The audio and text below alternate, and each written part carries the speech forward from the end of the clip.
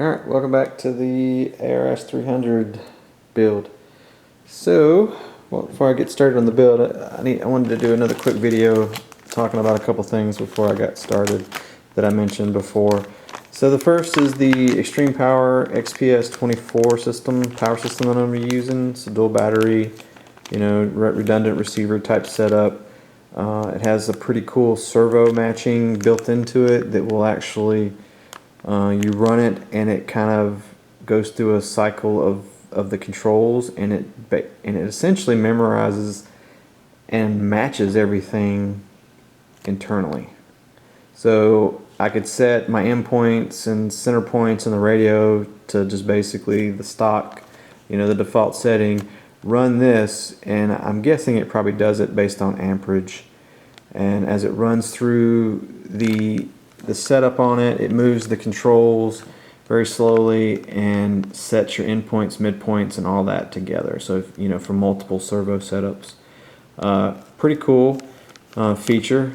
I tend to like to do everything in the radio, but, heck, this day and age, everything is going, technology is just, sometimes technology is cool. So I'll let the technology do the work this time and see how it goes.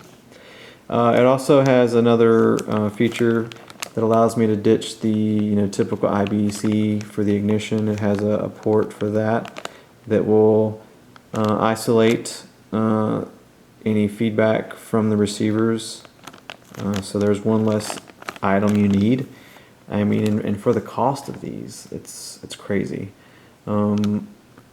Sometimes people like to bling out everything, especially in the jet community.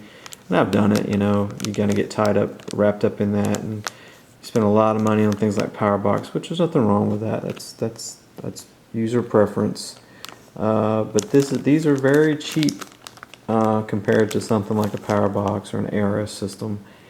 And from the research I did, they seem to be really good.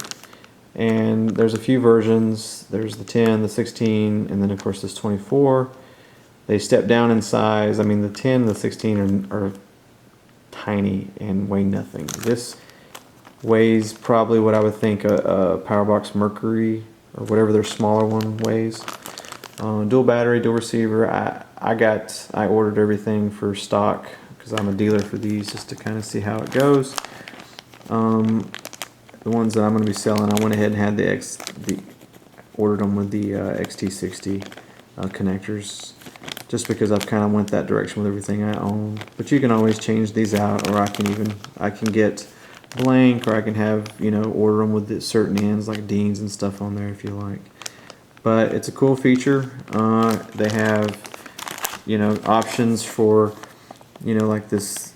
This one has the magnetic switch, is what I'm going to go with. So it'll be mounted in the aircraft. You won't have to cut any holes into the airframe, and it's hidden. It does have an LED. You can select from different colors of LEDs for like a power indication. So the only thing you'll see on the outside of the model, if you choose to use one, is the LED, which I'm going to use. Probably a green one, just to kind of go with the green on the plane. But I'm excited about this, and like I said, if you need one, I have them on my website. You can order them there. I have pretty much all the accessories right now.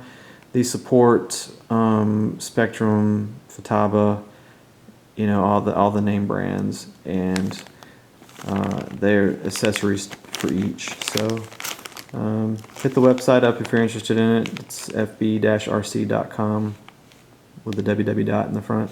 So fb-rc.com.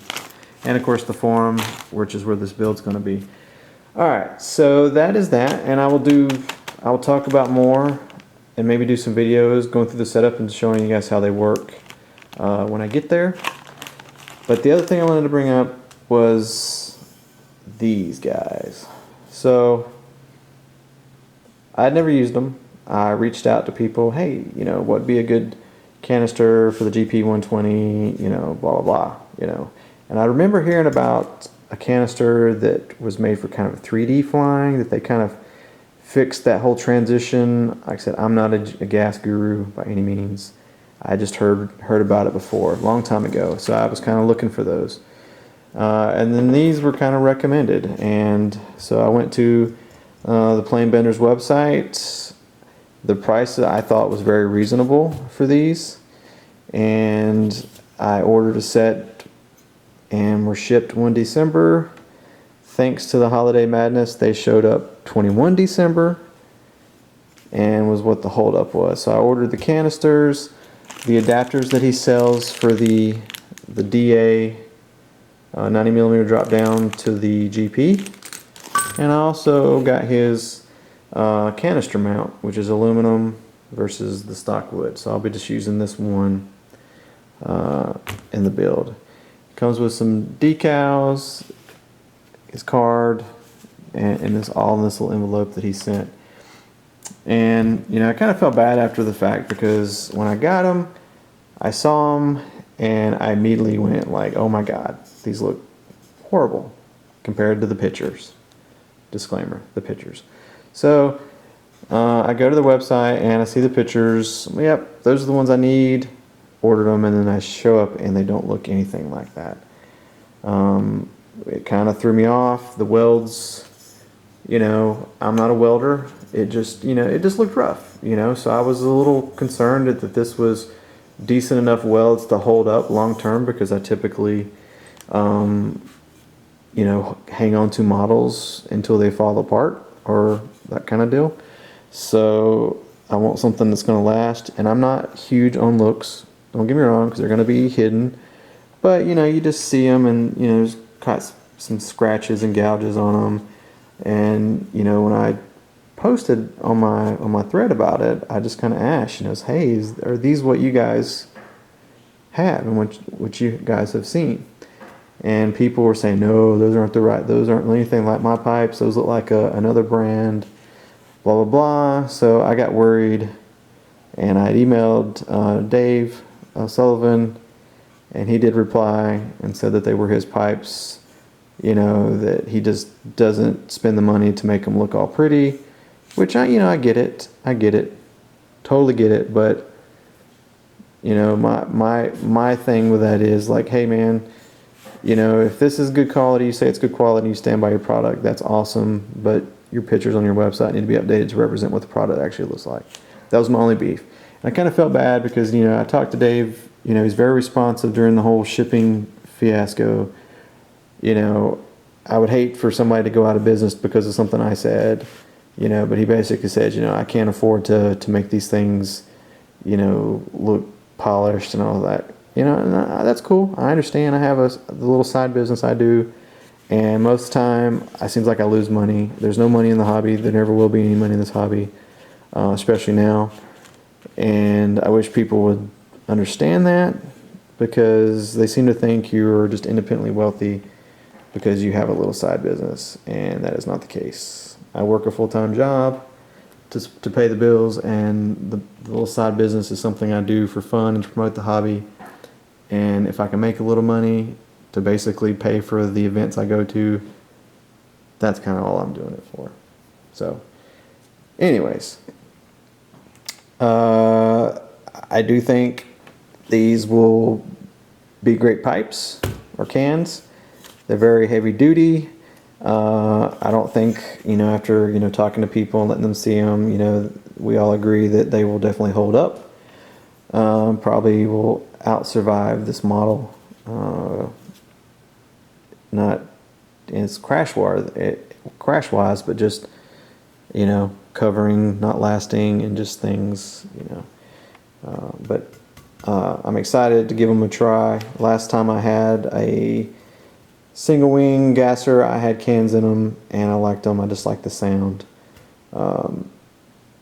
You know, typically back in the day, they were more for your iMac type flying, not 3D, but supposedly these will kind of are good for both. So we'll see how it goes. And I'm no 3D guy, trust me. I've been very limited over the past 5+ years, 5 to 10 years on flying anyways. So these things and this plane, this motor, these servos are going to outperform my ability for a while anyway. So, but anyways, that being said, you know, I don't want to steer anybody from, you know, plain bender's pipes. That was just my experience, and you know, anybody that sees or seen my build, I always do the same: the good, the bad, and the ugly, and I will always do that. So, so my thoughts on them, you know, may vary. Like I said, I'm not too worried about them being polished. I was just more worried about the inconsistencies on the welding and how rough it looked. But I'm not a welder. But anyways, so that's it. Another 10+ minute video, just talking mainly. But so now time to get to the meat. I'm gonna go and whip out the iron and go over the covering, and then get to work on getting the ailerons and elevator and rudder servos installed. So you guys take it easy. The build's on my forum. Just go to the fb-rc.com website and click on the forum. If you're on your mobile device, you're going to have to hit the drop down and you'll see forum there. Register if you like. You can post and put your own build threads in there if you want. If not, you can just view and read comments. But you guys take it easy, and I'm going to get going.